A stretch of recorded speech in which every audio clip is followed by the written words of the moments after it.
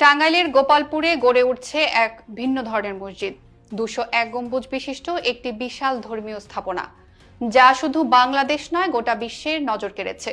পাথালিয়া গ্রামে 15 বিঘা জমির ওপর নির্মিত হচ্ছে এই অনন্য মসজিদ কমপ্লেক্স, যার নির্মাণ শুরু হয় 2013 সালের জানুয়ারিতে বীর মুক্তিযোদ্ধা রফিকুল ইসলাম কল্যাণ ট্রাস্টের উদ্যোগে। মসজিদটির নকশায় রয়েছে 201টি গম্বুজ এবং 9টি মিনার। এর মধ্যে মূল ছাদে 81 ফুট উচ্চতার একটি বড় গম্বুজ এবং তার চারপাশে 17 ফুট উচ্চতার 200টি ছোট গম্বুজ মিলে গড়ে উঠছে এক অপরূপ সৌন্দর্য। চার কোণায় রয়েছে 101 ফুট উচ্চতার 4টি মিনার এবং সবচেয়ে উঁচু মিনারটি 451 ফুট, যা হবে আজানের জন্য নির্ধারিত।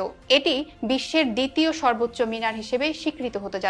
মসজিদের মূল ভবন দৈর্ঘ্যে এবং প্রস্থে সমান 144 ফুট করে। এখানে একসঙ্গে 15,000 মুসল্লি নামাজ আদায় করতে পারবেন। পুরো মসজিদ হবে শীতাতপ নিয়ন্ত্রিত এবং এর পাশাপাশি যুক্ত থাকবে সহস্রাধিক বৈদ্যুতিক পাখা। দেয়ালে থাকবে পূর্ণ কুরআন শরীফ অঙ্কিত টাইলস, আর প্রধান দরজায় ব্যবহার করা হবে 50 মণ পিতল। শুধু নামাজ নয়, এই মসজিদের সঙ্গে গড়ে উঠছে একটি পূর্ণাঙ্গ সমাজসেবা কমপ্লেক্স। থাকবে দুস্থ নারীদের জন্য বিনামূল্যে হাসপাতাল, এতিমখানা, বৃদ্ধাশ্রম এবং মুক্তিযোদ্ধা ও তাদের পরিবারের জন্য পুনর্বাসন ব্যবস্থা। এমনকি মৃত্যুর পর মৃতদেহ রাখার জন্য হিমাগারও নির্মিত হচ্ছে।